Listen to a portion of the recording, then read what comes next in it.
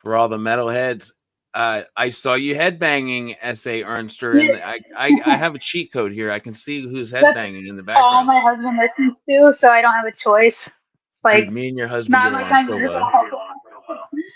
but it's like I can't listen to my music, so I'm just used to it now.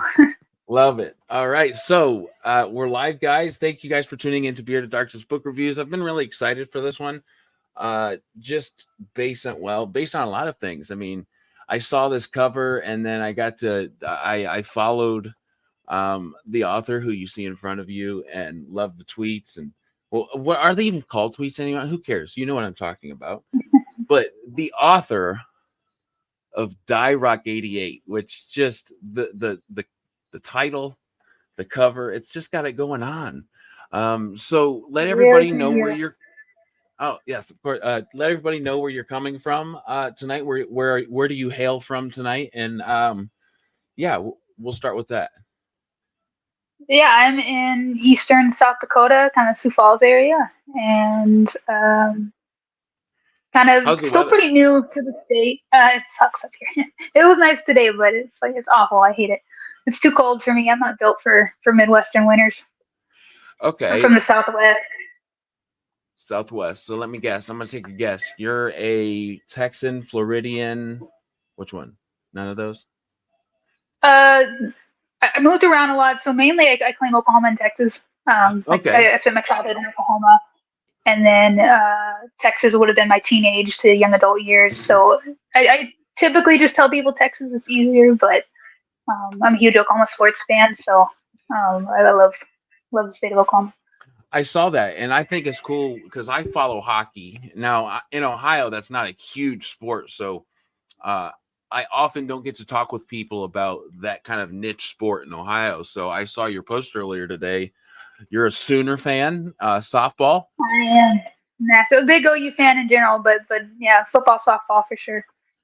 Well, you know, I'm pretty sure I'm right in this because I haven't been able to follow. I'm a huge Michigan fan. Growing up in Ohio, yes, I Yeah, understand. My mom and dad grew up in that's a good Michigan, one. so I inherited that. And we had a great season this year. But I was a fan, ladies and gentlemen, back when AAA teams like I think the AAA Appalachian State was beating us. Like I have been through it, and those are the like real fans, right? When you just go through those terrible Oh yeah, losses, and then just to see your you went team through the come fun out. years of getting your butt kicked by Ohio State for year after Oh, year.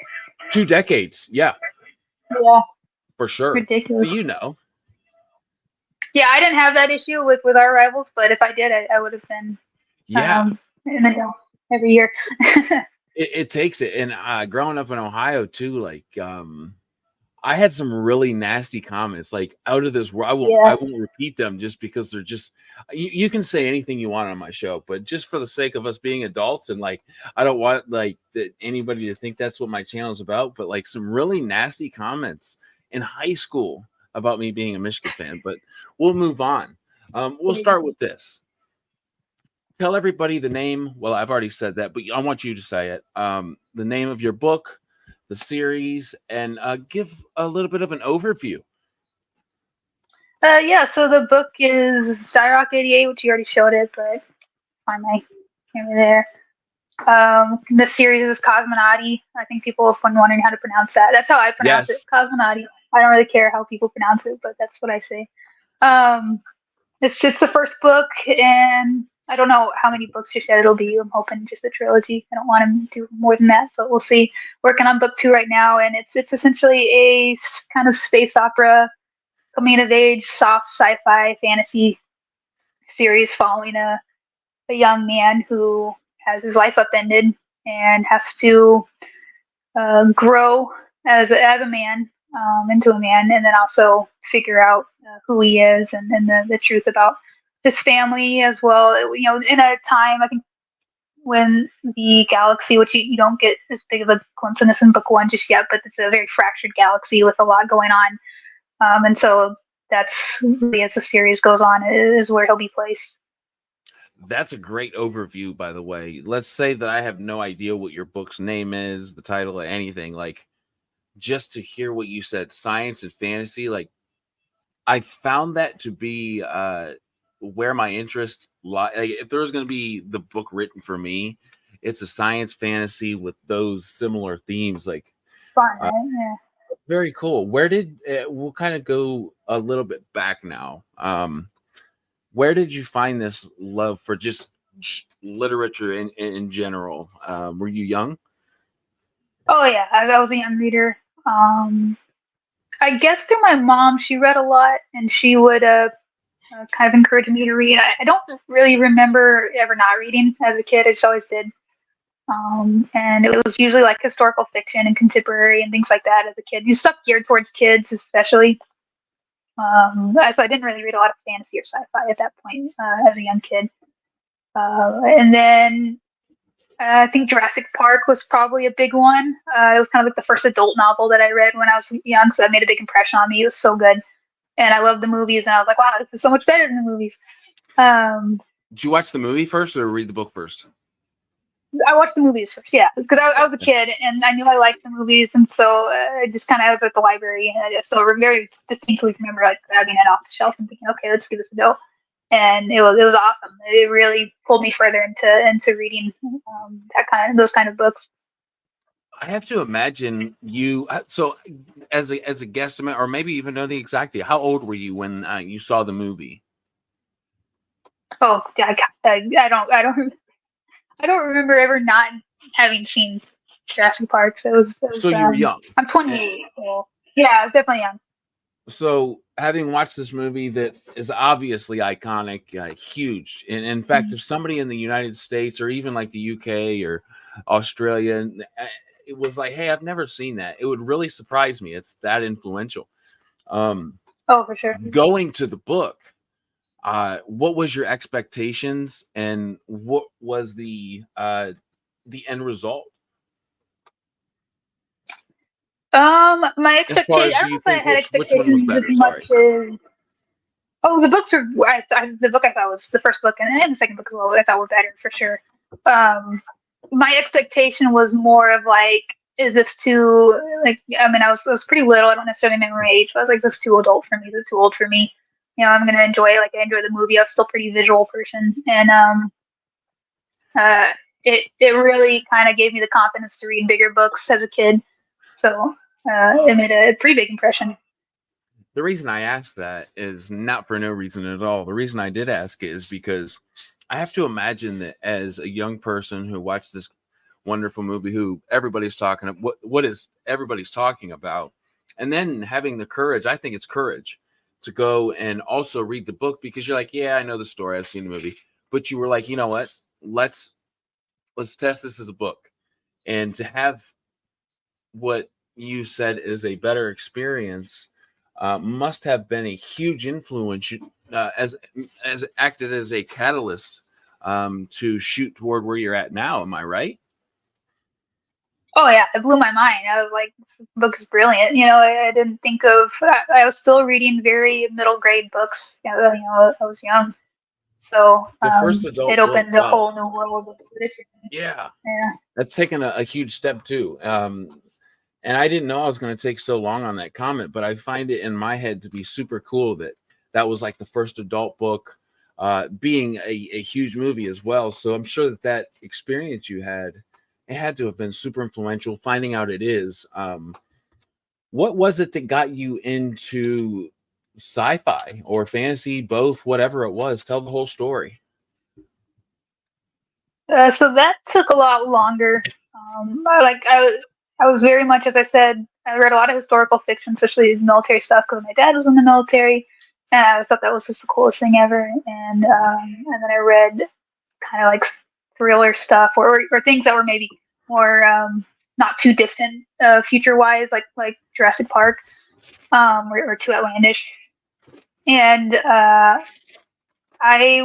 read a little bit of, I believe it was Tamora Pierce had a series that I really enjoyed, that kind of dipped my toes into fantasy. But I think I went on like a several years stretch from like high school going to my young adulthood where I just was super picky reader. I would try to read fantasy, sci-fi, and I just couldn't ever stick with anything. I think Grimdark was getting really big around this time. and I'm not a big Grimdark reader. I guess I've read really good Grimdark books, but I just can never finish the series. It's like, okay, this was a good book. I hate the characters. I'm not reading anymore. Sure. So I No, that was makes just reading sense. nonfiction for many years. Like just I was really in history and military history, things like that. That's all I read, and it was a series by his name's Sever Bronny. He wrote this Sever series Bronny. called Sever and then Bronny, and he wrote this series Sarthanian Line or something like that. And it reignited that passion that I had as a kid because it was just this kind of young adult, maybe like coming of age fantasy setting, like school setting later on too, by like a Harry Potter almost. Yeah, And it like was an just fun. academia. Like the characters were fun, the action was cool. And I had been trying to read so much of these like grimdark adult fantasies, and I was just swinging a miss. And I was like, well, this character's a feral animal now, and they annoy me. I'm not going to read any further. And so to find a series that had characters that were just having fun while also having the emotionally invested in them was massive for my interest to get back into like fantasy and science fiction. And so it really started there. Jeff Willer was another one. I'm writing these down as you say them because I love coming across new names that were so influential to people. Yeah, for sure. I don't see Sever's name thrown around at all much, to be honest. It should be. I love those books so much. That's awesome. I'm definitely going to have to check this out. Yeah. Awesome. I've checked those out. I'm going to throw some comments up because there's a lot of them, and I'm glad there's people here. I knew there would be because, yeah, there's lots of love from the community for your book, and I love to see that. Grass Fuller. Yes, he was here early. He's like, look, I'll be back. He's doing something real quick. He's back. Timo, another man. Yeah, wonderful community guy. Howdy, boys and girls. Ryan Skeffington, the self-published author of Lost Souls. Have you read that? It's my next to read. I just finished Crimson Spark by William Hastings, which I loved. It's like kind of like that Sever Bronny series that sparked that coming of age fantasy. I think that's gonna itch for me. Give your interest a little bit more in the dystopian, or it's not. I wouldn't say it's a grimdark fantasy, but it's more. It has its dark elements, but for a reason. Yeah, dark's fine. It's more like there's a huge difference between like dark books and grimdark. In my opinion, I think grimdark is really silly. I think dark is fine. But I'm excited for it. Like, what's your problem?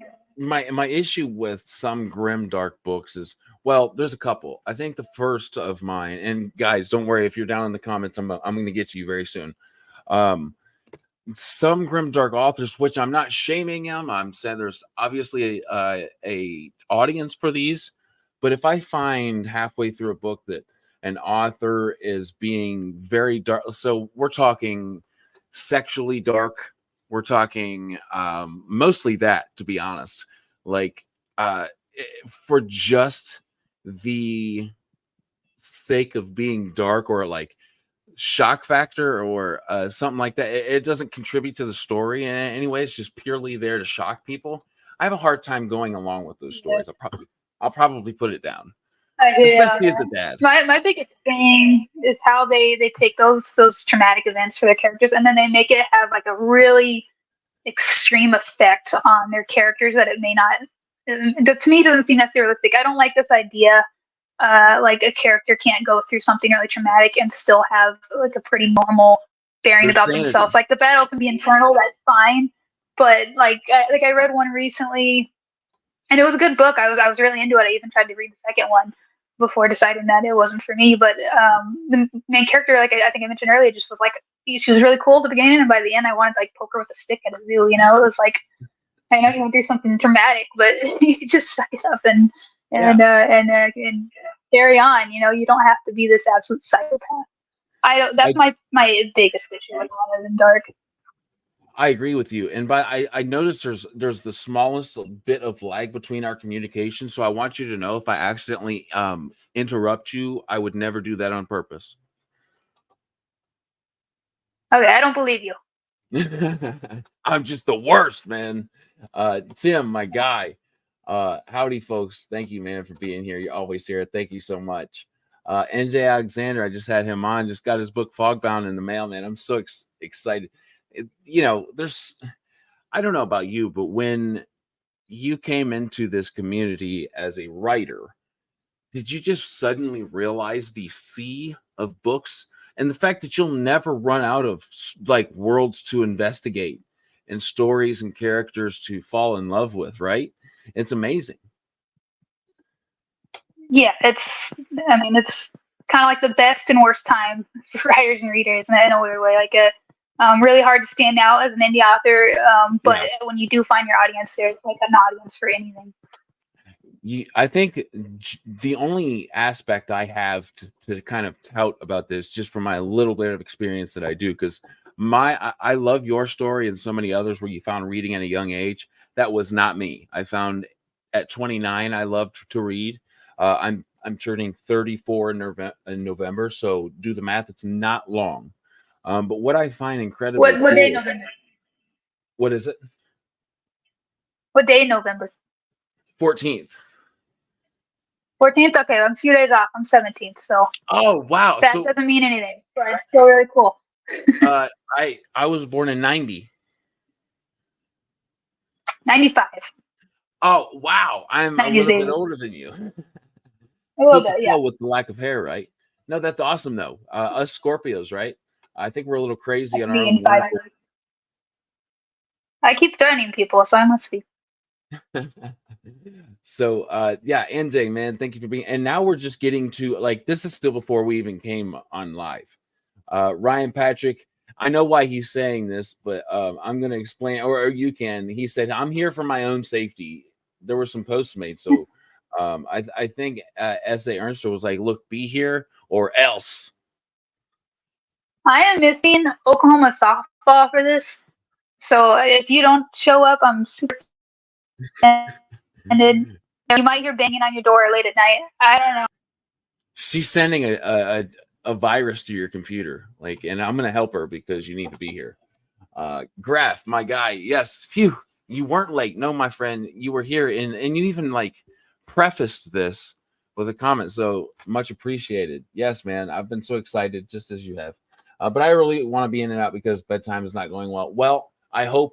I know you've got kids. You're doing your thing. I can very much understand that, my friend. Do your thing. You showed up. My guy E.L. Montague. So much I could say about this guy. Wonderful guy, wonderful author, wonderful Discord moderator, wonderful dude that kind of keeps me in check, man. I have to say, I had some issues the last few months with not being able to do some scheduling just because I'd been laid up, man. But it's cool to have your support coming back time and time again. So if you're hearing that, man, that's from the heart. Hail the lore, my guy. Yes, dude. I love that you open your day, by the way, with the posts that you do. You know the ones that I'm talking about. Yes, sir. I love those so much. They're wonderful. They start my day well. Let's see. I'm sorry. What was it? I was just saying hi to Hill. Oh, awesome. Yes, he's a great dude. And like he's like that guy, like you don't see him coming, but then all of a sudden he has this influence on you, and it's completely positive. John A. Douglas. Like he's very bold on me. John, I want to say, man, I saw your post earlier about the Jenny Wirtz, Steven Erickson, my guy. I'm so happy for you, and I cannot wait to see that live because amazing topic, what it takes to write epic fantasy, and the guests that you're having on, dude. That is epic. I'm so freaking happy for you, dude. That is incredibly amazing. John wrote the first book with a cover of an orc that makes me actually want to read it. Yes. So it's on my TBR. I normally I wouldn't touch anything that's got like some non-human on it. 'Cause it's disgusting, but an orc like that looks cool. Like, all right, I'll check it out. You won. And it is beautiful, and he's the master of all orc things, if you will. So yeah, I can't wait to do my review, because I'm not going to ruin it for him, but I have some fun things planned for his review. Timothy Wolf, my guy. Happy Friday. Cheers, brother. Biblio Theory. Hey Timothy, what the heck, man? Your first post is to Timothy? What the heck, man? I'm just joking. Of course, my first one would be to Timothy as well. So let's get to another question. We'll go through the rest of the comments here in a minute. There's a lot of them. Thank you guys so much for being here. It's so special. So yeah, I can't see the comments. Sorry, guys. So real quick, we're live. So let's do this. You're on the StreamYard website, right? Yeah. Okay, to the right of your screen should be a button that says comments. Unless you're full screen, you won't see it. Now, if you minimize your full screen, you'll see a button that says comments. Oh, I see. That's nifty. There it is. And very cool. Okay, I didn't realize it connected to YouTube like that. Very cool. Yeah, just from experience, I know a lot of people go into that full screen view and they're like, I never saw anything. And as an author, you have to. It's like, that's got to be the coolest thing, is to see so many comments, right? Love and Laura, we all know who this is. This is Kaden Love. Thank you for popping in, man. Is she going to shoot a book here live on YouTube? I don't know what you mean by that. Maybe I'm lost. Wouldn't that be cool? Is she going to shoot? Oh, you don't know about that? Yes, you're gonna. Yes, so you're gonna actually shoot your book, and look, that is incredibly. Look, yes, I'm so on board for that. If I was still in Texas, a book would be shot right now. I'd be getting some AR-15 rounds. Yes. Oh my God. I forgot to say something because we moved on to another topic, but like, all the respect in the world to your dad for being in the military. The veterans are the reason that we're sitting here speaking, and every single one of them deserve all of our respect. And it was just in the Air Force. My dad was in the Air Force. All my uncles retired. And when I say all of them, all of my uncles retired from the Air Force, testing jet engines. So that does not mean anything to me. My dad's probably gonna listen to this later, so I gotta take a shot and make fun of him. His Tier 4 stays. Yeah, I definitely get. It's kind of like the ribbing the military they give each other, right? If you're in the Army, you're like, you're in the chair force, right? He gets it from his own daughter. Yeah, it's great. I love it. So yeah, mad respect to him. So publishing this now, just to make sure, because sometimes I'm wrong, because the first book just isn't available, or some other fact towards that book. This is your very first published book, right? Yeah, very. It was the most unprofessional, noob way to ever go about writing a book, but I did it somehow. That is huge, by the way. You sell yourself short, but I have an idea of what goes into that. And how many words is this, by the way? It's a chunker. It's really not that. That's like 112. It seems bigger because of the formatting. And, you know, like the size of the lettering and the way the layout is on the page. So it's not too bad. What was the biggest hurdle, if you will, going into self-publishing for you? Cost is a big one. You know, one thing that I knew going in is I wanted to really nail the cover, because I don't buy books if I don't like the cover. Generally, I won't even pick it up. You're not alone. It's a big thing for me. And so I was like, well, there's all these books out there. How do I stand out? I was like, well, you got to have a cool cover. And writing a sci-fi book, I noticed a lot of sci-fi series have the most generic, here's a space, a 3D spaceship in space. They all have that. All right, how do I avoid this? So I had to be very descriptive with the artists and his team. Hey, no generic 3D ship in space. Just anything but that, really. Do you want to shout out your cover artist? Yeah, it's Rafael Andres, and I might have butchered his name. I don't know, but yep. I don't actually know his site at the top of my head. But if you look him up, you can find him. Yeah. Rafael and E-L-E-S. Yep, you got that right. I'm looking at it right now. That's awesome. I think it's always wonderful because you hit a solid point. Like you could have written the best grammatically correct, like sentence structure perfect, plot points just out of this world. But if you have a stick figure as a cover, that pickup Yeah. feeling, the aspect of it isn't going to be there.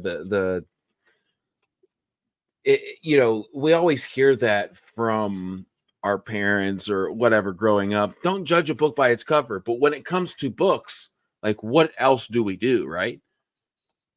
I judge books by the cover all the time, but yeah, I never, even as a kid, I was like, that's so stupid. Why book covers are cool? Why wouldn't you judge it? But yeah, Yeah, I just knew I'd have to kind of, and I don't mean that it necessarily has to be like the best cover ever, but it just couldn't look cheap. Was kind of the big thing, and maybe not too generic.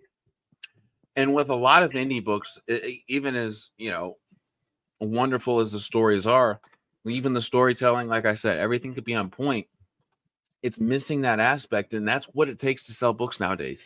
Um, Timothy Yeah. Wolf says, "Essay, how did you come up with the idea of threatening to destroy your own book for marketing? It really truly is." So that would have been maybe like a full month after my book release. And I hit that very sad part where you get like some pre-sale, like the pre-orders go, and it's all your family and friends, and then nothing. And I was trying to market on Twitter, and I had very little following, and I realized I had no idea what I was doing. I was not creative about it.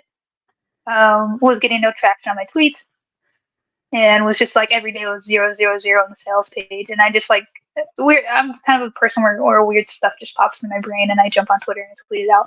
And I randomly just envisioned myself holding my gun at the book and just saying it's over. I was like, I'm gonna tweet that out, and I did it, and Love that that. did more for the attention I was getting than even the cover. Funny enough, so yeah, it was kind of a lucky like dumb thought in my little monkey brain that took off a No, little bit. any way to say, hey, what I'm doing right now is catchy and special. Come Yeah, here and watch real quick, or look what I'm doing, and that yeah, gets the attention of people. That gets those eyes on that book. And it's a question. He took the question right out of my mouth as I read it, Matt. Which he does this all the time because he's got pretty good questions. I have to say, man, he comes up with the best. Matt says, "What is your favorite firearm?" I'll tell you mine once you tell me yours. so I've never gotten to shoot it, so it's a clearly based off of looks. It's like a dream. I don't have like a lot of money to throw at guns, so it's a dream gun to shoot. Would be the CZ 07. Not that I might be butchering Ooh, that name, but it's just such a beautiful gun, and yeah. I don't know if it would be too big or heavy for me, but I really want to shoot one. So I have just like an M&P, like a 380. It's just a tiny gun that's really good for people with small hands like me. Not very that powerful, gets the but I love job it. done. It can, It, yeah, it definitely yeah. can. You know, I have to say, I want to answer. I would love to tell you mine, just because I love target shooting, and I do believe in that wonderful Second Amendment. My favorite to shoot would probably, if for target shooting, and just plain old fun as far as accuracy, because I'm really good with it. In fact, it's hard not to be good with it. Is a 22. I love a 22 long rifle, and I would say the one that I haven't got to shoot yet that I would love to, it is probably the most voted for answer would be that 50 cal, that Barrett 50 cal with just that kick that probably breaks your neck and shoulder all at the same time. That should be a right. That should be a right in America that you could shoot a 50 caliber. The bullets are like You so turn huge. 18 and we take it out the hand. Yes. Biblio theory. So I have to be honest, now that I'm thinking about it, because he popped on here. By the way, Biblio, I call him Biblio, just that's my short for him. I refuse to call him his real name. It is, I'm so glad that you You have a popped real on name? here. He does. And I think it's Aaron. I think it's Aaron. Biblio, if I'm wrong, just embarrass me in the comments, because I'm probably wrong, but We'll just call him that regardless. Yep. Exactly. If whether your name is Aaron, that is now what we will call you. Thank you for popping on here, Matt. BIBLO, let's see, Hail. Sometimes I look at my comments and I don't understand the context. Never claimed to be good at this, guys. Let me look through a couple more. Of course it does. Yes, see, he knows. The Air Force counts. Absolutely. Where did the fighter jets come from? Well, the Air Force, my friends. Cover. Yes, John says the cover is fire. It is, guys. My green screen's doing something funny with it right here. But it adds, just taking the guy. It does take, but it brings you to you know what I thought the first time I looked at this cover was watching a sci-fi movie from the 80s on a 90s television kind of picture. Yeah, that was definitely kind of the intent. Yeah, with a lot of unknown, which once you have my interest at that point, it's on. Yeah, and I'd asked the artist, so I was like, really wanted a retro vibe to it. Ooh, E.L. Montague, yes. Smith & Wesson, yes, dude, 100%. That would be so fun. Yeah, don't practice. You will shoot your shoulder off with that. Oh, I would say a 308's really fun too. My dad bought a 308 a few years ago. Really, really fun to shoot. A little expensive. It does kind of tear your shoulder up. So, sight it in. That's pretty fun. And then hunt with it if you hunt. But yeah, that's a really, really fun gun too. That's kind of the closest I've gotten to a sniper rifle. Here, if you guys don't know, I live at the beginning of the Appalachian Mountains. So lots of hills, lots of rednecks. Lots of fun going on, daily gunshots I hear. So I hear that's not the typical around the world. So I like to hear about other cultures. So you've heard about mine. Alex Trevino, a lot of books were harmed in the making of DIEROCK88. Uh-oh. Were you shooting other books? So Trevino has his own book series that's really fun. I highly recommend it. So it's the Sirens of Agartha series, and he started like holding swords up to his book to try to. So there's a lot of books at stake here now. Getting pretty dangerous for the literary world. Hey, guys, I think that's an incredible way to market. Alex, I'll be checking your books out. I always take recommendations very highly. They're fun. They're fun. If you just want like badass chicks doing just cool stuff, fighting big villains, that's the series for you. All right, incredible! I can't wait to check it out. I haven't asked this question in a while, but I thought I would ask you if you could read one book over again for the first time. What would it be? Oh, that's the fun.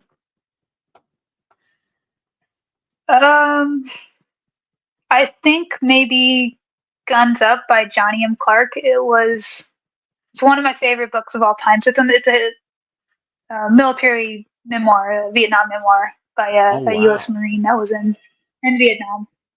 And Vietnam memoirs are crazy. They're like, I always recommend somebody should at least read one in your lifetime because it's just nothing really like it. Even with if you read a lot of war memoirs, the Vietnam War is very unique, and just a whole nother world. And that one had a bit of everything when you read the author's journey. His friendship with another Marine. The good and bad that he saw there, the just kind of chaos and wildness that was Vietnam, and just so many cool moments that stuck with him. Really, really good book. One of my favorites that I read. Guys, I have to back that statement up. Like reading Vietnam era books, whether if it was like a memoir or like a bibliography, if you would, like a personal account, or if it was like and again, I did not read many books in high school, but I did read a Vietnam era account, personal account. I don't remember what it was called. I wish I did because it was stellar.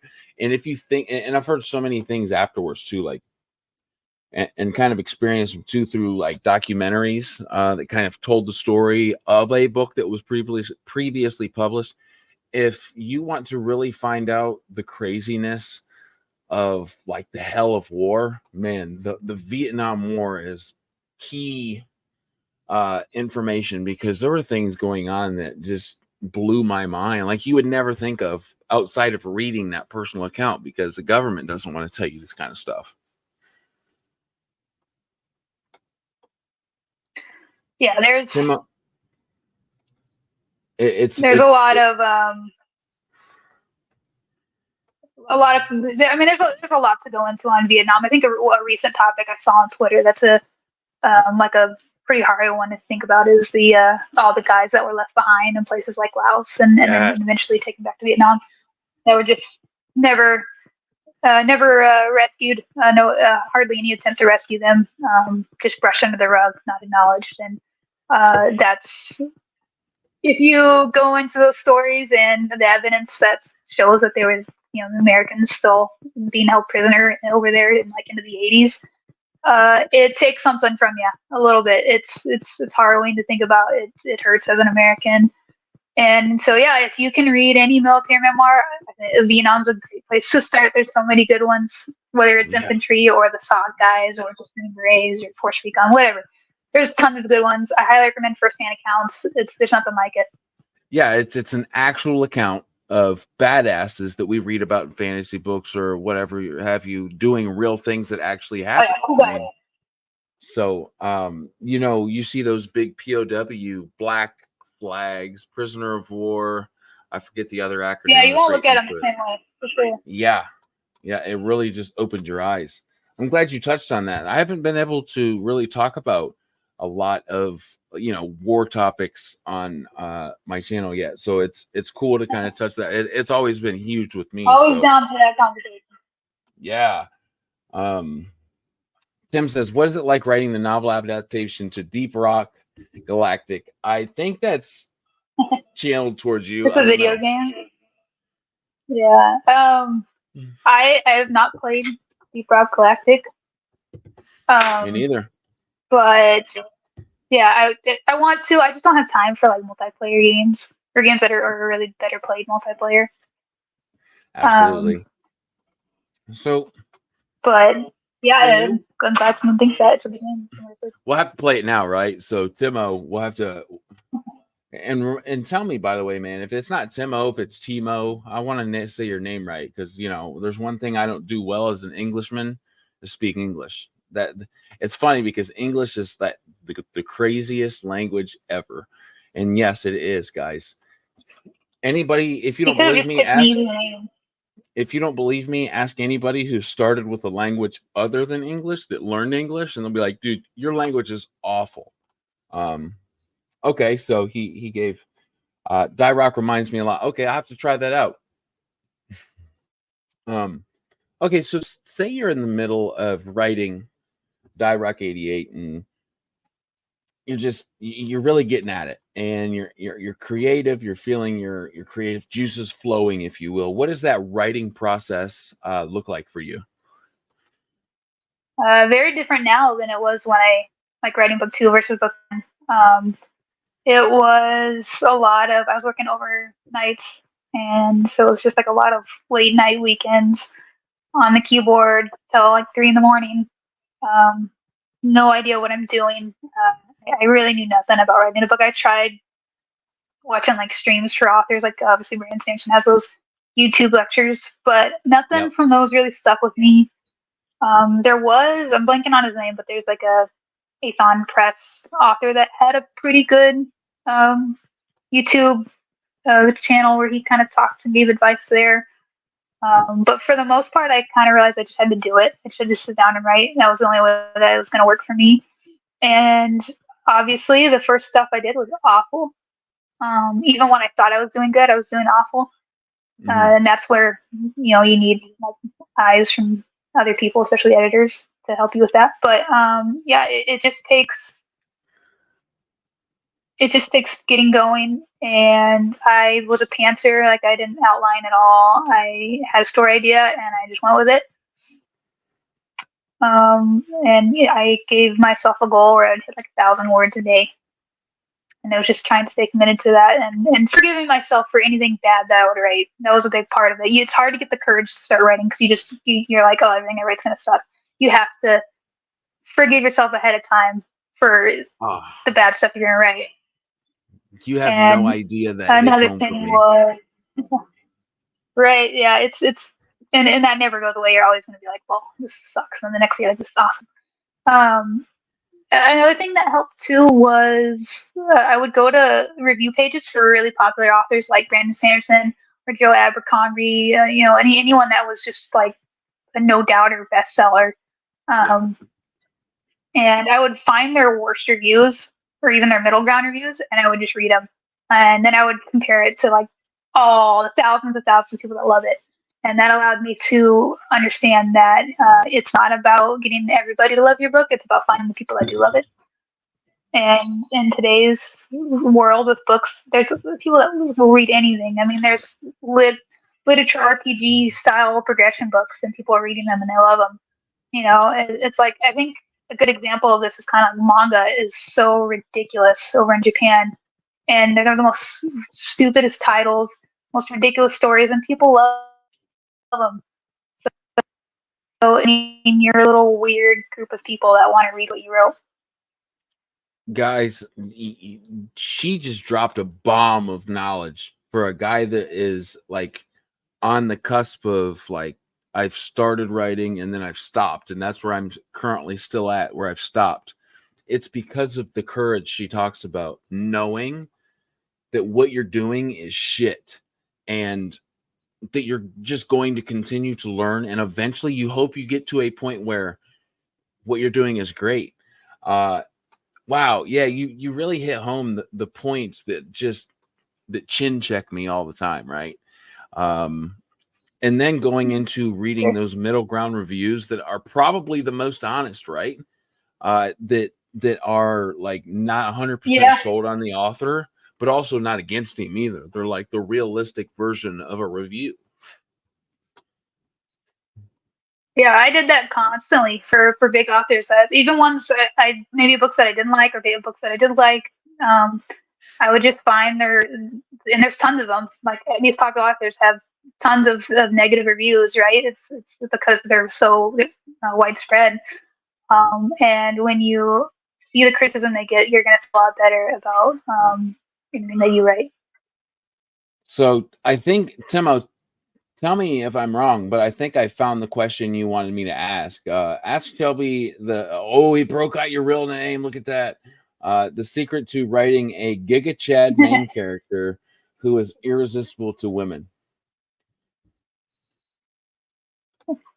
I think this is a reference to a tweet I made earlier today where I said I'd gotten like some minor, like, brief feedback, or a reader has like, yeah, it seems like all the chicks really like Atlas, and that was not my intent writing it, but I was like, you know what, that's really funny. I'm gonna stick with it. I think harems for heroes is a thing, and if Atlas is gonna be a Giga Chad, I think that's like the best fate a man could have, anyways. So, can I ask what a Giga Chad is? We're sticking with it. I don't even know how to explain it to you. If you Google Giga Chad, and I think the image you see will probably answer your question. I don't know. I'll do that. All right. That's a new one for me. Okay, based. Okay. That somewhat explains it. I see that word a lot, and it's kind of like different, but it's depending on lore. Who it's. Yeah. Which I would be lying if I'm like, yeah, I'm up to date on that, guys. I'm not. I probably should be, considering what I'm doing like right now is on the internet, but I'm just being real with you. So let's talk about themes. What would you say is a theme you feel quite passionate to talk about? Yeah, in this book or period. It doesn't matter if it's in this book or not, or if it's going to be in the future. I think the most important theme for me is fun. I want my books to be. I know it's not like a really deep answer, but Oh no, yes, it I is. just I want DIEROCK to. I want you to have um, investment into my characters while also having a lot of fun. Because that's what brought me back into sci-fi and fantasy was like I got really connected to some characters and I was having a ton of fun reading their adventures. Um, I'm not trying to be overly dark. I do try to writing through a lot about is really about truth, right? I think people get into like trying to write like this is the really conservative thing that would happen or really liberal. But if you're writing the world how you see it, then you're writing it with what's true. And if people take that away from your book, then that's the theme of it. It's like yes, there's a society where there's people that are in this galaxy, there's going to be cities where they're like really crappy cities with a lot of issues. And it's not, you'll see that in book 2, and it's not me trying to give some kind of, social perspective or trying to bring things to readers' attention. It's really just like, this is like a true thing. And I'm trying to capture that with my characters and the story. It's um, we're always drawing from things that actually we see and happen around us. So if you just write about those things, um, you're just writing with truth, and that's like that. Those are my themes. Is really just making sure everyone's having fun when they read it, and then also bringing out developing characters through the truth that the reader will find within them and within the world. To the point where they say, "Oh, hey, that I connect with that. I recognize that." I have to say, if I was just asked the same question that I asked you, it would be quite difficult for me to say, "Oh, these are the themes that I feel strongest about," because we get those examples in a lot of the popular books, right, that are so deep or win the Hugo Award. But what you just said is the most human thing that you could have said. I want you to know that because I think from what I saw, you were kind of searching, and what you said. Are you still there? Can you hear me? There we go. All right. Yep. It So happens to me. It happens to me all the time. Don't worry about it. What you said was the most. It's like I'm trying to give you this view that feels somewhat familiar because there's some shitty cities in this world, but there's also good ones. And I'm not trying to get so deep on an intellectual level that you have no idea what I'm talking about unless you ask me or I tell you. I'm just telling you what I feel is a realistic, relatable story.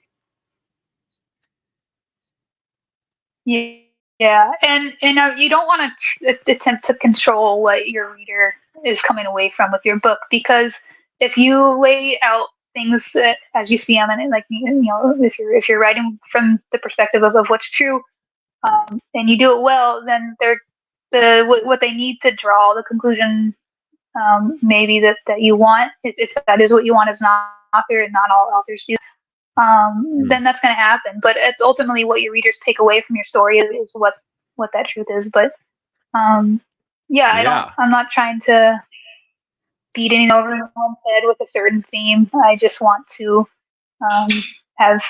I want to bring the world and the characters to life, and that's how you do that. That is what I would consider, without exactly giving you the definition of relatable is, what I would consider the definition of relatable is. So I did what you all requested and Googled what the hell a Giga Chad is, and we're gonna find out together because most of you know except me. I'm gonna find out. A Giga Chad is a meme character that I have seen, by the way, with that chin, right? Jesus, that is so unnatural. And that represents the ultimate form of masculinity and confidence, often contrasted with inferior men. Ooh, that's a big point too, because you can't be the top of masculinity without that contrasted point of what an inferior man is. and there's an origin that goes into more detail. But I think, sorry for the head drop, I have to look at my computer screen that my camera's in the way of. That makes sense. I think I get the reference now. I have to look back at There's the no question. negatives to wanting to be a gigatron. Yeah. Oh, I love it. The internet continues to baffle me. But hey, I just learned some new stuff. I have to say, man, I feel somewhat honored by this comment, so I'm gonna throw it up. I guess this might be selfish, but the man has 4 kids. I don't expect him to know the internet lore. Hey, he is hitting a very real point. You know, I used to be somewhat understanding of most new hip things, but yeah, Ryan, you hit it. Thanks, man, for kind of saying what I failed to think of in the moment.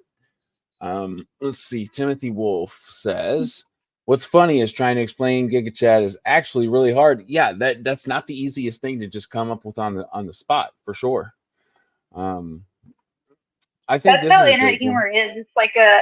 It's not like stand-up comedy, you know. And when there's internet jokes that go around and you have to explain it to somebody, it's not funny, right? Yeah.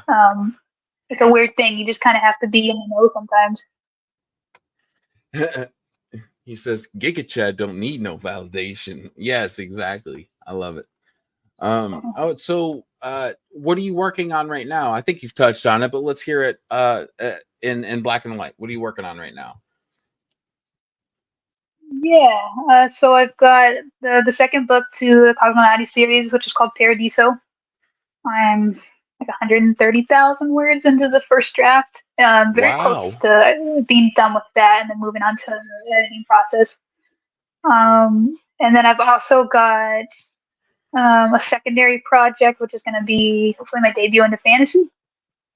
That's Oh, not as far yes. along. It kind of slowed because I got a new job. It takes a lot of my time, but I do have that still working in the background, and I have lots of other ideas and projects that unfortunately just have to wait because I get like maybe 1 day a week to really write. So that's about it.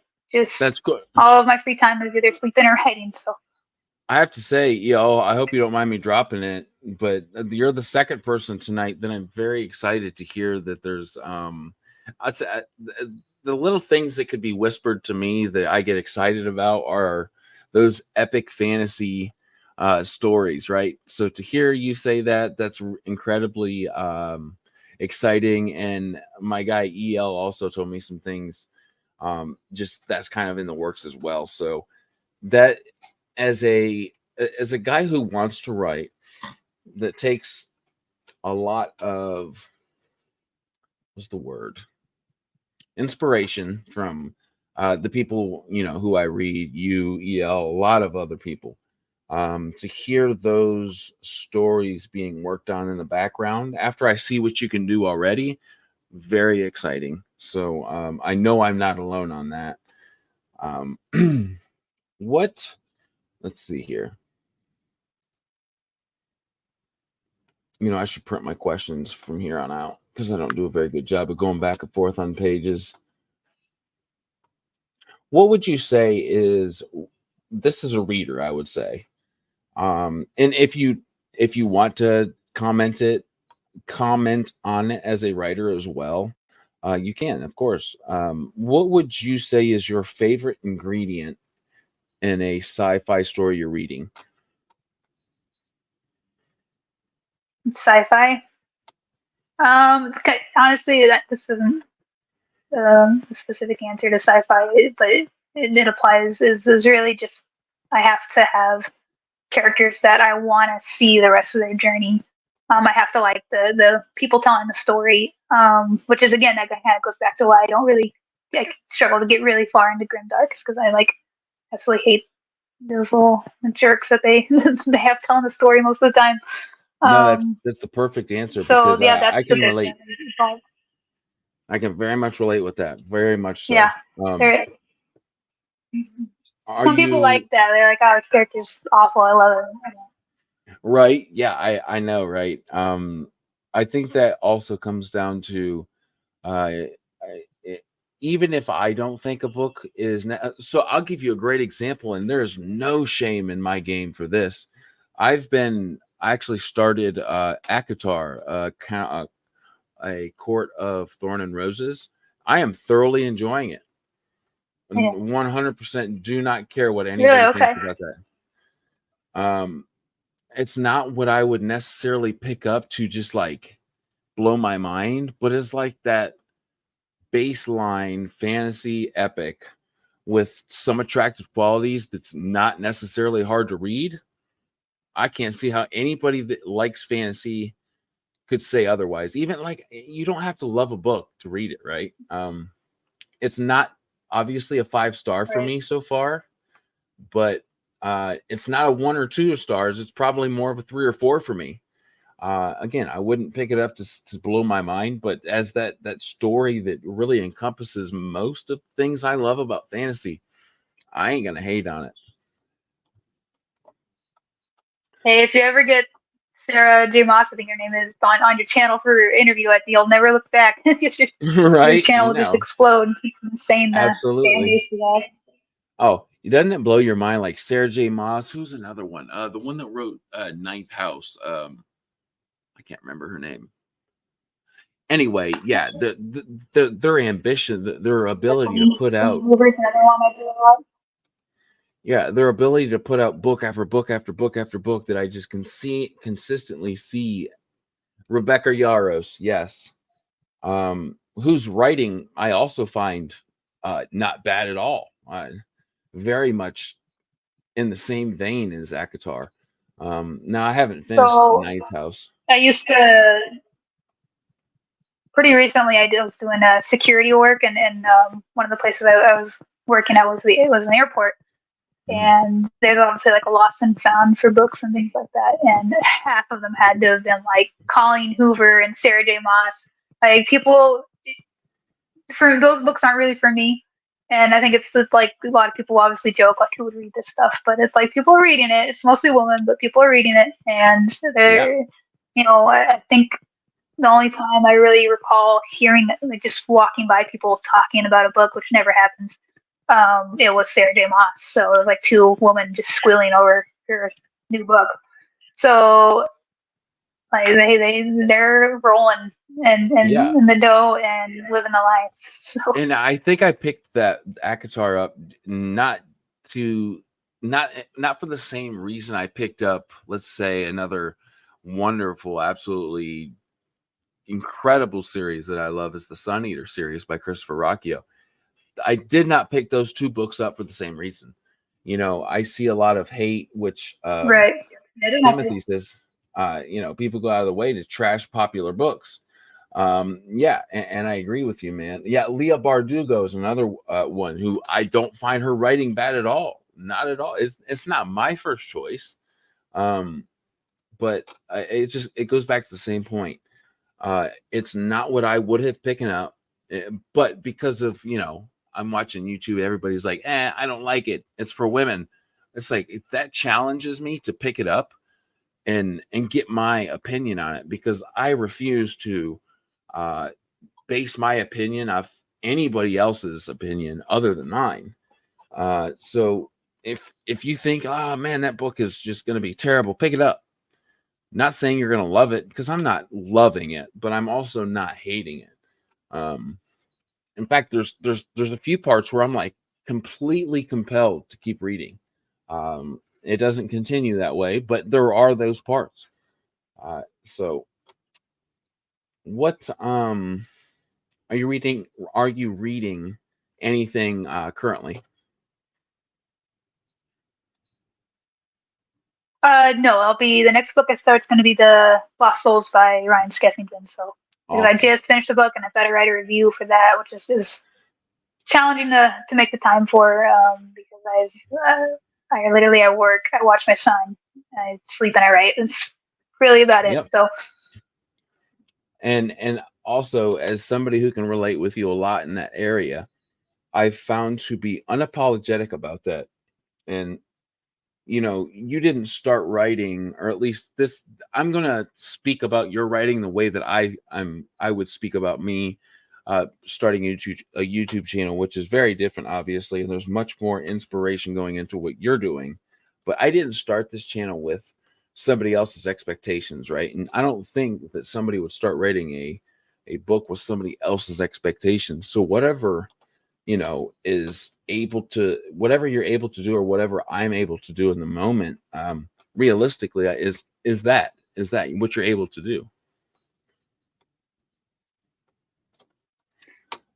Yeah, and you can't let pressure from, and it's like no one's really pressuring you to do any of this. It's just something you're doing out of your own accord, so you can do it. Especially like as an indie author, I don't have like a deadline unless I make one myself. So you just do things when you can and when you find the time to do it.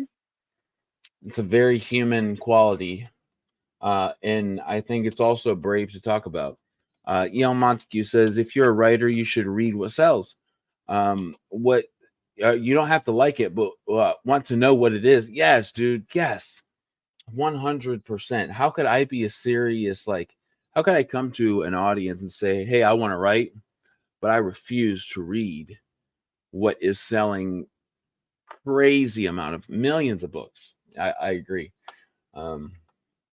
And there's always a lot of times, I think for most authors, the reason why we sorry, but I was just saying that a lot of times as author, a lot of what we read is, or rather when we start writing, is it's kind of a response to what we read already. So, like I wanted to write this book partially because I was tired of reading stories where the characters they grow on the edge or something, And that goes back to like, write what you want to read or read what you want to write, which is a rule I've heard a million times as somebody who interviews authors all the time. So I love that. We've hit a lot of wonderful points that I consider very foundational, not only now, but moving forward and wanting to write. So I want to thank you for that. And also, of course, thank you, those of you that were here to comment live.